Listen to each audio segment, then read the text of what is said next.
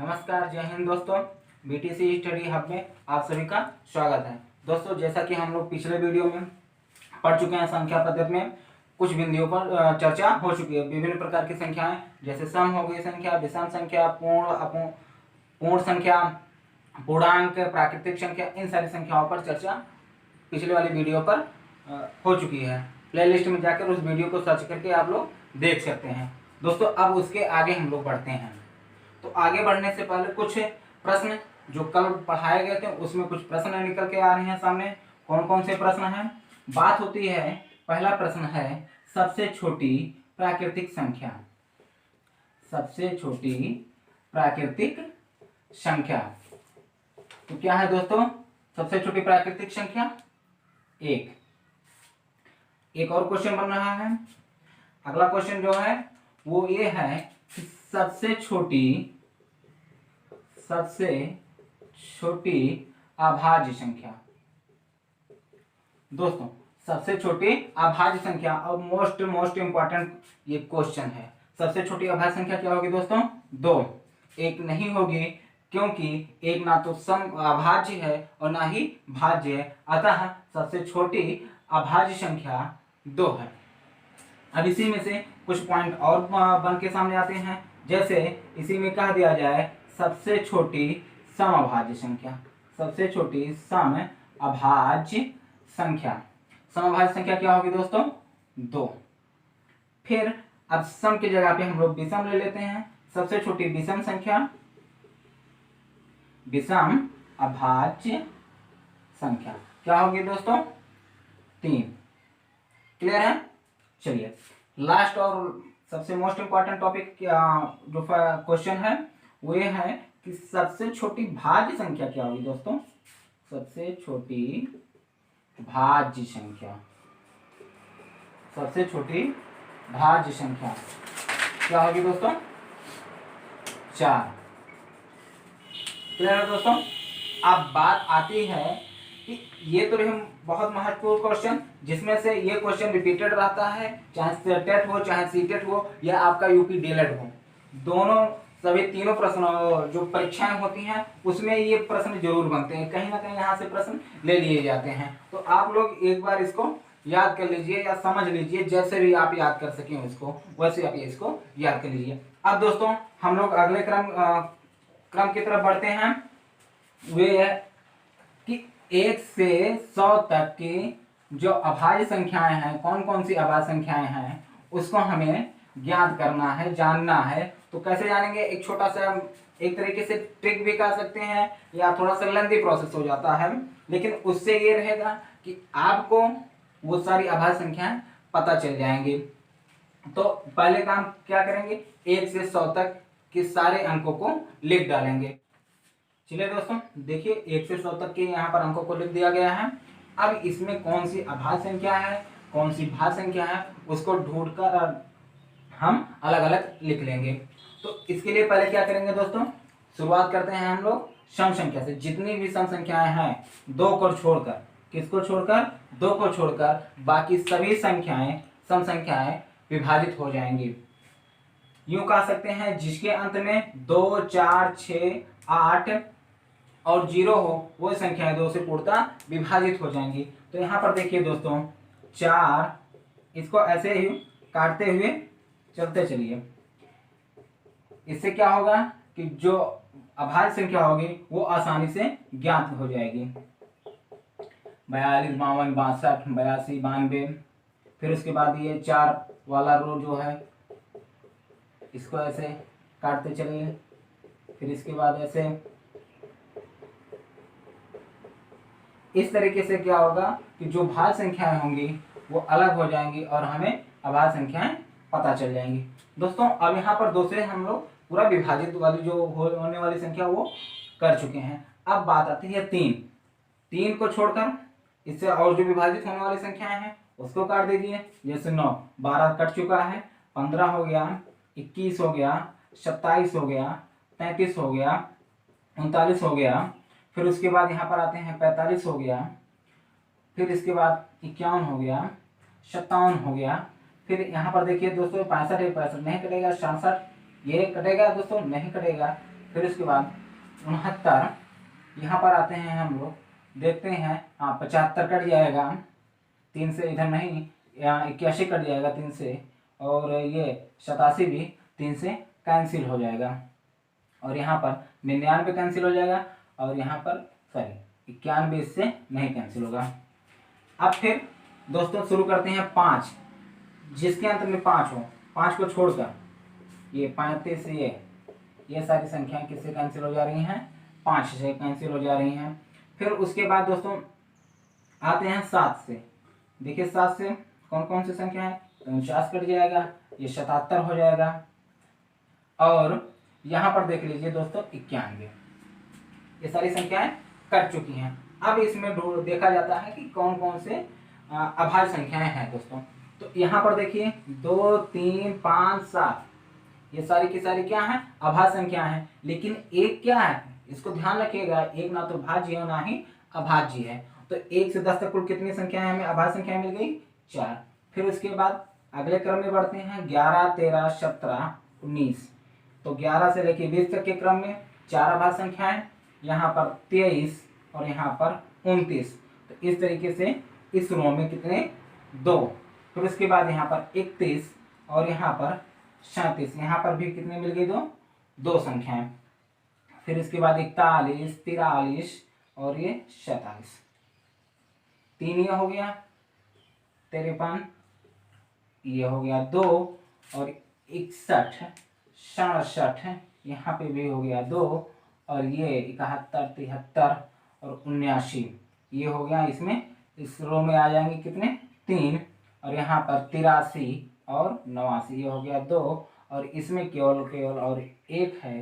तो इस हिसाब से दोस्तों, तो इस तरीके से दोस्तों यहाँ पर सारे रो में हो जाएगा। देखिए दोस्तों यहाँ पर एक छूट गया है गलती से, ये 93, ये किससे कट जाएगा, देखिए यहाँ पर 9 और 3 है, ये 3 से कैंसिल हो जाएगा। तो ये इस तरीके से ये भी कैंसिल हो गया।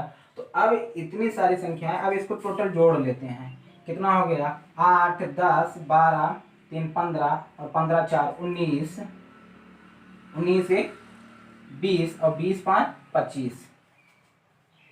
इस तरीके से दोस्तों 1 से लेके 100 तक कुल कितनी अभाज्य संख्याएं हैं, 25 अभाज्य संख्याएं हैं। अब इसमें थोड़ा सा क्या पूछा जाता है, 1 से लेके 25 तक कुल कितनी अभाज्य संख्याएं हैं। तो आप लोग यहाँ पर ज्ञात ही कर चुके हैं, देख लीजिए 25 यहाँ पर है ना, तो इससे पहले जितनी भी कितनी अभाज्य संख्या होगी, यहाँ से लेके यहाँ तक कितना है, 8 है, और ये के 9, अर्थात यहाँ पर 1 से लेके 9 तक, वो 25 तक 9 अभाज्य संख्याएं हैं। फिर उसके बाद आती है बात 1 से 50 तक कुल कितनी अभाज्य संख्याएं हैं। तो दोस्तों जोड़ लेते हैं हम लोग, कहाँ तक है, यहाँ तक कुल कितनी अभाज्य संख्याएं होनी चाहिए, देख लेते हैं दोस्तों। 4, 4, 8, 8, 4, 12 और 3, 15। 1 से 50 तक कुल कितनी अभाज्य संख्या होगी दोस्तों, 15। अब जब 1 से 100 तक 25 है, उसमें में से 1 से 50 तक निकाल देंगे तो कितनी अभाज्य संख्याएं बचेंगी दोस्तों, 25 में से 15, क्योंकि 1 से 50 तक कुल कितनी संख्याएं हैं अभाज्य, 15 संख्याएं। तो कितना बच रहा है, 10, अर्थात 50 से लेके और यहाँ तक 100 तक कुल कितनी अभाज्य संख्याएं होगी दोस्तों, 10 अभाज्य संख्याएं होंगी। कौन कौन सी कहाँ कौन सी अभाज्य संख्याएं हैं, ये इसको हम लोग ज्ञात कर लिए हैं। अब इसमें से कुछ चीजें होती हैं जो स्वयं से, जब हम लोग इसको अवलोकन करते हैं, स्वयं से देखते हैं, तो अपने आप खुद ही निकल जाता है। रटने वाली जरूरत नहीं है यहाँ पर कि आप रटिए, याद करिए, ऐसा कुछ नहीं है। आप इस एक बार पूरा पढ़ चुके हैं, तो इसमें इसी आधार पर अपने आप से प्रश्न स्वयं से बनाकर देख सकते हैं। जैसे एक प्रश्न यहाँ बनता है कि 2 अंकों की सबसे बड़ी अभाज्य संख्या, 2 अंकों की सबसे बड़ी अभाज्य संख्या, ये देखिए दोस्तों 97 है। बात वहीं पर होती है 2 अंकों की सबसे छोटी अभाज्य संख्या 11, क्योंकि यहाँ पर 1 अंक हो जाएगा, तो यहाँ पर नहीं, हमें यहीं पर आना पड़ेगा। तो ये 2 अंकों की सबसे छोटी अभाज्य संख्या क्या होगी दोस्तों, 11। अब फिर जो वैसे बात की जाती है सबसे छोटी अभाज्य संख्या, अंक नहीं जो कहा जाता है, तो ये आ जाएगा 2। ठीक है, ये यहाँ पर मत जाइए कि 2 है, ये तो सम संख्या है, ये कट जाएगी। भाग देके देख लीजिए, 1 से जाएगा भाग, 2 से जाएगा भाग, और किसी से जाएगा नहीं जाएगा। परिभाषा में यही है कि एक और स्वयं के अतिरिक्त किसी अन्य संख्या से जो संख्या न विभाजित हो वो क्या कहलाएगी, अभाज्य संख्या। क्लियर है दोस्तों, किसी को डाउट? जितने भी प्रश्न बनने होने चाहिए उससे संबंधित सारे डाउट यहाँ पर क्लियर कर दिए गए हैं। यदि फिर भी डाउट है तो कमेंट करके बताइएगा। चलिए दोस्तों, फिर अब हम लोग अगले टॉपिक की तरफ बढ़ते हैं। अगला टॉपिक जो है परिमेय और अपरिमेय संख्या है। तो दोस्तों, परिमेय संख्या और अपरिमेय संख्या, जैसा कि आप लोग पिछली कक्षाओं में पढ़ भी चुके होंगे, किसे कहते हैं परिभाषा हो तो लगभग सभी लोगों को याद ही होगा। फिर भी यदि नहीं है तो आप लोग एक बार इसको देख लीजिए, क्योंकि अब जो बीटीसी सेकंड सेमेस्टर में जो गणित के जो प्रश्न हैं वो अब यहीं से उठने शुरू हो जाते हैं। एक प्रश्न, इससे पहले जितने भी टॉपिक हम लोग पढ़ चुके हैं 1 से 2 प्रश्न बहुविकल्पीय के रूप में बनता है। वो लघुत्तरीय लघुत्तरीय में नहीं आएगा, बहुविकल्पीय में बनकर आता है। अब यहाँ पर आती है बात परिमेय और अपरिमेय संख्या की। तो सर्वप्रथम हम लोग बात कर लेते हैं परिमेय संख्या की। परिमेय संख्या की बात कर लेते हैं। तो यहाँ पर परिभाषा में क्या कहा गया है कि कोई भी ऐसी दो संख्याएं जिसे p/q के रूप में लिखा जा सके और q का मान 0 ना हो, ऐसी संख्याएं क्या कहलाएंगी दोस्तों, परिमेय संख्या कहलाएंगी। अब बात करते हैं, जैसे 2/9, इसको p/q से तुलना यदि हम करते हैं तो 2 p का मान कितना हो गया 2, और यहाँ पर ये q का मान 9। इस तरीके से इसको किस रूप में लिखा जा चुका है, p/q के रूप में लिखा जा चुका है। तो ये 2/9 क्या हो गई, ये परिमेय संख्या हो गई। ऐसे ही एक और संख्या ले लेते हैं हम लोग 1/2। ये भी क्या है, परिमेय संख्या है, क्योंकि ये क्या हो गया p और ये क्या हो गया q। तो एक इस तरीके से देख रहे हैं कि ये जो भिन्न के रूप में लिखा जा रहा है सारी की सारी क्या कहला रही हैं, परिमेय संख्या। लेकिन दोस्तों एक चीज ध्यान रखना है कि सारे परिमेय संख्याएं या जो भिन्न है, सारे भिन्न परिमेय संख्याएं तो हो जाएंगी, लेकिन जो प्रत्येक जो भी परिमेय संख्या है वो सभी परिमेय संख्या भिन्न नहीं होंगी। क्यों? ऐसा इसलिए है क्योंकि परिमेय संख्या ऋणात्मक और धनात्मक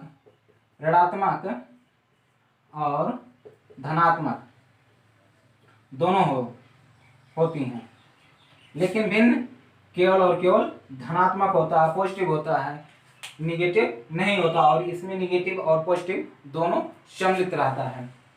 तो इस तरीके से दोस्तों परिमेय संख्या की परिभाषा क्या होगी, कोई भी ऐसी दो संख्या जिसे p/q के रूप में लिखा जा सके परिमेय संख्या कहलाती हैं। उदाहरण के तौर पर 1/2 और 1 लिख दे, ये भी एक परिमेय संख्या, क्योंकि इसको 1/1 के रूप में लिखा जा सकता है।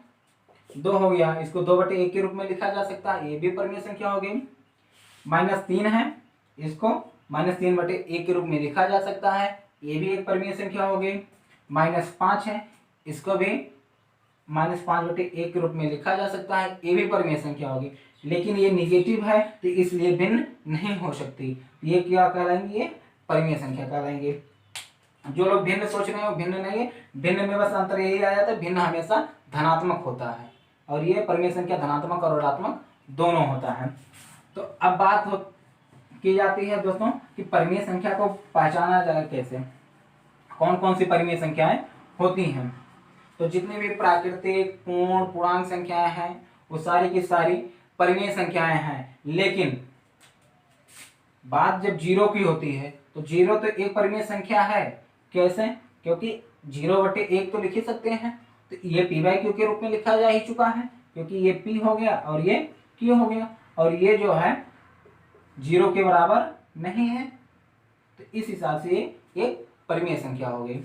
लेकिन जब 0/0 हो जाएगा तब गलत हो जाएगा दोस्तों, तो फिर ये परिमेय संख्या नहीं हो रहेगी, क्योंकि ये अपरिभाषित हो जाएगा।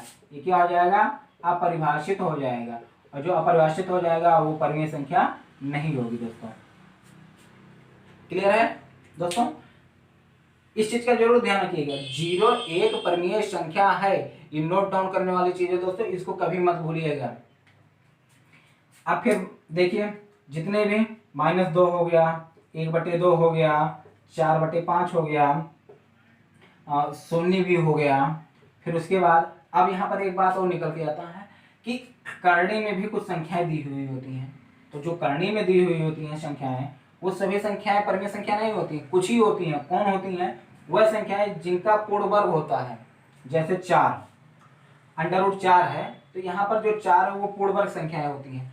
अब पूर्ण वर्ग संख्या किसे कहते हैं? तो पूर्ण वर्ग संख्या वह संख्याएं होती हैं, किसी संख्या के वर्ग करने के फलस्वरूप जो संख्या प्राप्त होती है वो पूर्ण वर्ग संख्या कहलाती है। जैसे दोस्तों 2 का वर्ग करते हैं कितना आता है? 4। 1 का वर्ग करते हैं कितना आएगा? 1। 3 का वर्ग करते हैं तो कितना आ जाएगा? 9। तो ये सारी की सारी क्या है? पूर्ण वर्ग संख्याएं हैं। और जो पूर्ण वर्ग संख्या होगी और करणी में होगी वो परिमेय संख्या कहलाएगी। तो इस हिसाब से ये आपका परिमेय संख्या होगी। अब बात आती है अपरिमेय संख्या की। किसकी? अपरिमेय संख्या की। तो ऐसी संख्या जिसे p/q के रूप में नहीं लिखा जा सकता है अपरिमेय संख्या कहलाती हैं। क्लियर है दोस्तों? जिसे p/q के रूप में ना लिखा जाए, अर्थात ये कितने, यदि q को 0 बराबर कर दे तो ये फिर ये p/q के रूप में नहीं लिखा जा सकता है। जैसे बात हो जाती है ये क्या है? एक अपरिमेय संख्या होगी। पाई, ये भी क्या होगी? अपरिमेय संख्या होगी, क्योंकि पाई को p/q के रूप में नहीं लिखा जा सकता। यदि आप सोच रहे हैं 22/7 ये भी अपरिमेय संख्या है, तो ये आप गलत सोच रहे हैं, क्योंकि ये p/q के रूप में लिखा जा चुका है, लिख सकते हैं। तो इसलिए ये एक परिमेय संख्या होगी। इसका एक और मान होता है 3.14, ये भी एक परिमेय संख्या है। ये मत सोचिए कि ये पाई का मान है तो इस हिसाब से ये अपरिमेय संख्या होगी, नहीं, ये परिमेय संख्या है, क्योंकि इसे p/q के रूप में बदला जा सकता है। ठीक है दोस्तों? तो यहाँ पर पाई या कोई भी प्रतीक चिन्ह हो गया, वो सारी की सारी क्या कहलाएंगी? अपरिमेय संख्या कहलाएंगे। फिर उसके बाद ये वाली संख्या, ये भी क्या हो गई? अपरिमेय संख्या। और एक आता है अशांत दशमलव संख्या। अशांत दशमलव संख्या, ये भी क्या होती है? अपरिमेय संख्या। आप इसके बारे में फर्स्ट सेमेस्टर में पढ़ चुके हैं, वहां पर जाके उसको देख लीजिएगा। तो इस तरीके से अपरिमेय और परिमेय संख्या हो चुका है। अब दोस्तों परिमेय संख्या के बारे में कुछ तथ्य है, उसको हम लोग जान लेते हैं। पहला पॉइंट, 0 1 क्या है? परिमेय संख्या है। 0 1 परिमेय संख्या है। फिर एक तथ्य और कौन सा निकल के सामने आया था कि सभी भिन्न परिमेय संख्याएं होती हैं। क्या होती हैं? परिमेय संख्याएं होती हैं। ठीक है दोस्तों? और एक पॉइंट और निकल के सामने आया, क्या? कि सभी परिमेय संख्याएं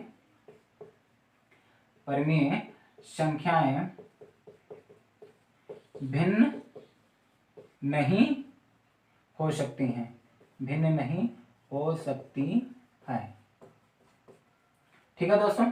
फिर एक और बात निकल के आती है कि कोई भी दो पूर्णांकों के बीच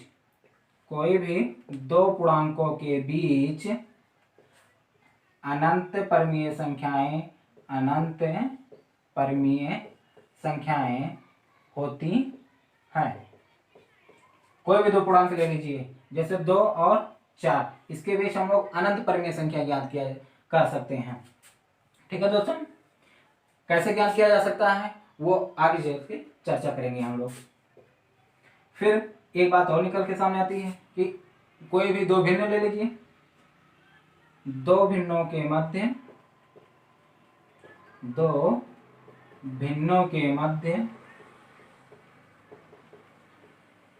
भी अनंत परिमेय, यहाँ पे भिन्नों ने दो परिमेय संख्याओं